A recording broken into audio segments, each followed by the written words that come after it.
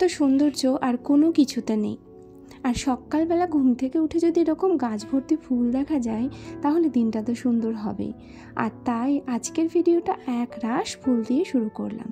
শুভ সকাল বন্ধুরা, আমি ঐত্রী আর আমার ঐত্রীস লাইফস্টাইল চ্যানেলের নতুন আরও একটি ভিডিওতে তোমাদের আবারও একবার জানাই স্বাগতম। আশা রাখবো আজকের ভিডিওটা কিন্তু তোমাদের বেশ ভালোই লাগবে, আর এটাও আশা রাখবো যে তোমরা কিন্তু আজকের ভিডিও শেষ পর্যন্তই সঙ্গে থাকবে। শেষ পর্যন্ত যদি আজকের ভিডিওটা দেখো তাহলে অবশ্যই কমেন্টে জানিয়ে যেও কেমন লেগেছে তোমাদের।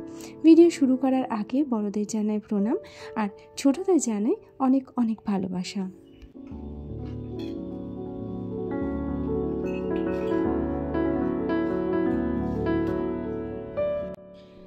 সকালবেলা ঘুম থেকে উঠে যেমন রুটিন মাফিক আমার কাজ শুরু হয়ে যায়, আজকের সকালটা আমার একটু অলসভাবে শুরু হলেও বয়স্ক মানুষ মানে দিদার কিন্তু সকালটা সেভাবে শুরু হয় না। দিদা কিন্তু প্রত্যেক দিনের মতো আজও সাত ভোরে ঘুম থেকে উঠে একদম স্নান টান সেরে পুজো সেরে ব্যস্ত হয়ে উঠেছে রান্না বসানোর জন্য। কারণ তার বাড়িতে তার জামাই, মেয়ে, তার নাতি নাতবউ সবাই এসেছে, তাদেরকে কিভাবে খাওয়াবে, কিভাবে কি করে রাখবে সেটা নিয়েই সে মানুষটা সকাল থেকে ব্যস্ত, মানে এতটাই ব্যস্ত। আর এদিকে দেখো সকাল সকাল বাড়িতে কিন্তু বাজার থেকে ভেটকি মাছ আনা হয়েছে, যে ফিলেগুলো হয় সেগুলো আনা হয়েছে। আর এগুলো এখন তোমাদের দাদাভাই এখন ম্যারিনেট করে রাখছে, এটা দিয়ে একটা স্পেশাল কিছু বানানো হবে। যাই হোক, রান্নাবান্নার তো তোড়জোড় বুঝতেই পারছো। তো এদিকে সকালবেলা আমাদের টিফিনটা করা হয়েছিল না, তাই সকাল সকাল দিদা আলুর তরকারি বানিয়ে দিয়েছিল, আর সেটা দিয়েই আমরা কিন্তু সকলে একসঙ্গে বসে মুড়ি খেতে বসে গেছি।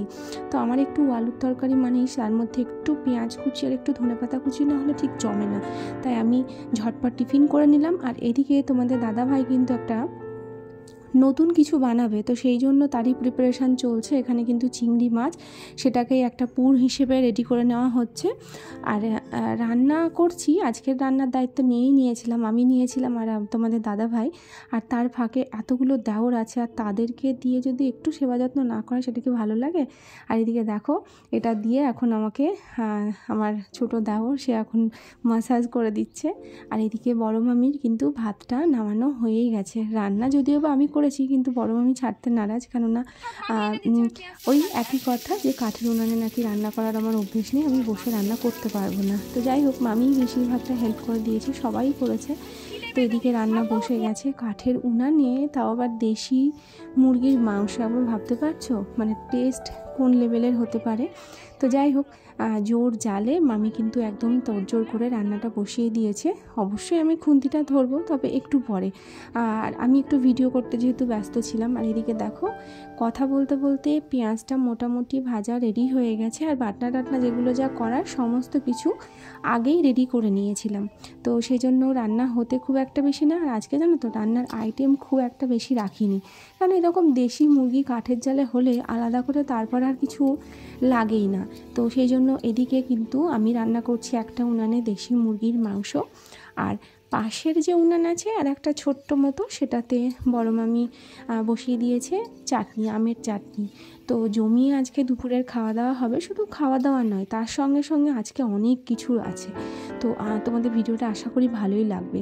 আর এদিকে দেখো যে পুরটা বলেছিলাম সেটা একদম রেডি হয়ে গেছে। এদিকে থালাতে ডিম ফেটিয়ে নিয়েছে। তো এটা দিয়ে, এটা তো সেই লট চমচমের মতোই লাগছে দেখতে। তো এই পুরটা দিয়ে নতুন একটা রেসিপি আর কি ট্রাই করলো তোমাদের দাদাভাই। তো খেতে কেমন হবে সেটা তো একদম খাওয়ার পরে তারপরেই সবার রিয়াকশান দেখেই বুঝতে পারবো যে কেমন হয়েছে।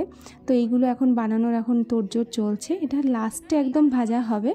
তো জানো তো সবাই মিলে একসঙ্গে বসে একটা দিন বেশ এরকমভাবে জমিয়ে খাওয়া দাওয়া করলেন, অনেকটা সেই পিকনিক একটা ফিলিংস আসে, মানে ফ্যামিলি পিকনিক যেমন হয়ে থাকে। তো অনেক দিন পরে, প্রায় 1 বছর পরে যেহেতু এলাম, তো এর আগের বার এসে এখানে থাকা হয়নি, সকালে এসে বিকেলে চলে গেছিলাম। আর এই বছর ঠিকই করে রেখেছিলাম যে যেদিন যাব আমরা 1-2 দিন ওখানে থেকে তবেই আসবো।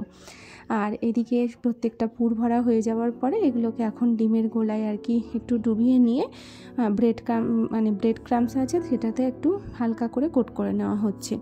তো এগুলো রেডি করে এখন পুরো ফ্রিজে রেখে দেবো, মানে ফ্রিজে না, নিচেই রেখে দেবো ফ্যান চালিয়ে। তো তারপরে যখন খেতে বসবে সবাই তখন এগুলোকে একটা একটা করে ভেজে তুলে দেওয়া হবে।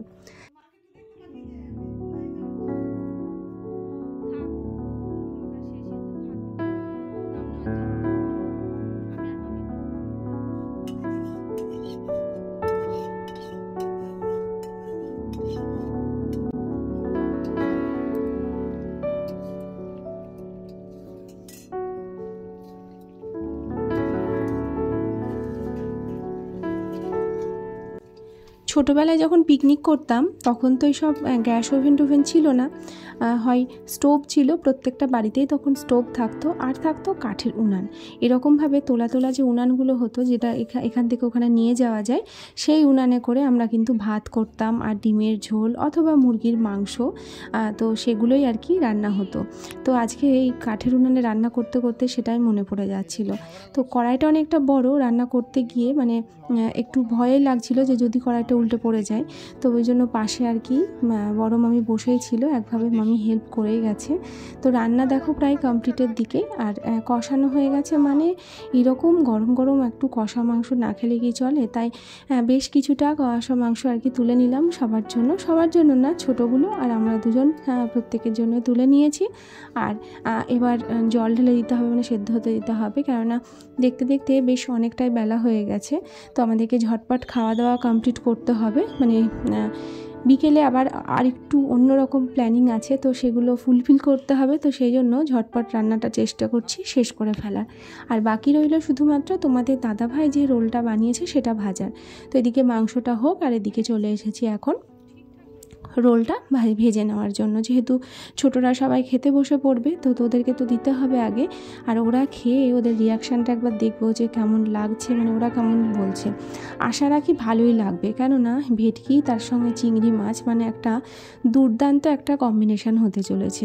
তো ছোটরা সবাই খেতে বসে পড়েছে। আর আজকে মানে কি বলবো, আর সব থেকে একটা ভালো ইয়ে ছিল কি, কলা পাতায় খাওয়া। বহুত দিন পর কলা পাতায় খেলাম।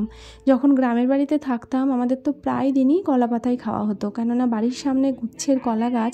আর আমার ঠাম্মা বলতো কলা পাতায় খেলে নাকি 21 রকমের রোগ সেরে যায়। জমিয়ে দুপুরের খাওয়া দাওয়া তো হলো, আর তারপরেই দুজনে রেডি হয়ে নিয়েছি বেরোনোর জন্য।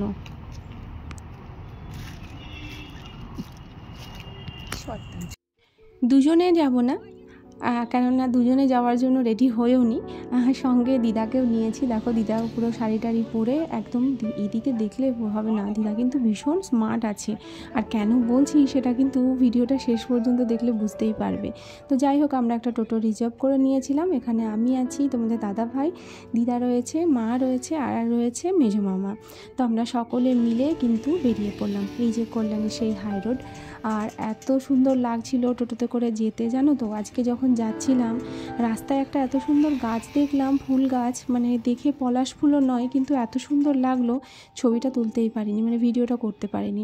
ফেরার পথে আমরা কিন্তু ঢুকেছিলাম এই ক্যাফেটাতে। হ্যাঁ, এটা হচ্ছে চায়ের হাট, নতুন হয়েছে। তো সেখানেই ঢুকলাম। ফার্স্টে না না না না, তারপরে তোমাদের দাদাভাই জোর করাতে সত্যি সত্যিই চলেই এলাম। আর এসে চারপাশের যে মানে কি বলবো, পরিবেশটা ছিল এত সুন্দর। দিদা যে এত ভালো লেগেছে দিদার এখানে বসে, মানে দিদাকে আমি আসতে চাইছিলাম না, আর মাও আসতে চাইছিল না, কিন্তু দিদা কিন্তু বেশ স্মার্টলি ভেতরে ঢুকে গেল। তো দেখো আমরা এখন বসে আছি এখানে। আসলে আমরা গেছিলাম বড় পিসির বাড়িতে, সেখানে আর ভিডিও করা হয়নি। তো এখানে বসে আমরা একটু ভিডিও করছি। ওদিকে তোমাদের দাদাভাই কিন্তু অর্ডার দিতে গেছে, শুধুমাত্র চাটা এখানে মানে টেস্ট করে দেখবো কেমন। তো চা চলে এসেছে, দিদার রিয়াকশানটা শুধুমাত্র তোমরা একবার দেখো।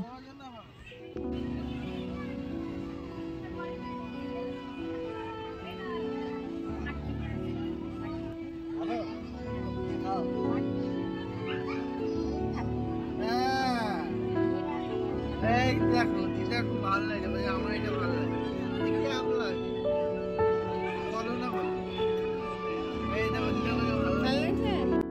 মামার বাড়ি দ্বিতীয় দিনের যে ভিডিওটা, সেটা তোমাদের আজকে কেমন লাগলো সেটা অবশ্যই তোমরা কিন্তু প্রত্যেকে কমেন্টে জানাবে। আর হ্যাঁ, কমেন্টে এটা জানাতেও ভুলো না কিন্তু এই দিদা আর নাতির জুটিটা তোমাদের কেমন লেগেছে। হ্যাঁ, সেটাও কিন্তু তোমরা জানাতে ভুলো না। তো যাই হোক, খুব তাড়াতাড়ি আবারও একটা নতুন ভিডিও নিয়ে খুব তাড়াতাড়ি আসবো। ততক্ষণ পর্যন্ত তোমরা প্রত্যেকে সুস্থ থেকো আর ভালো থেকো।